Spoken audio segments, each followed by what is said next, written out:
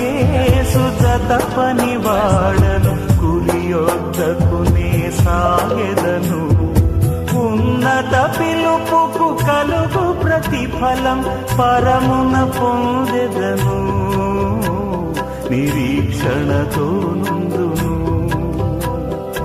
ఉన్నత పిలుపుకు కలుగు ప్రతిఫలం పరమున పొందెదను, నిరీక్షణతో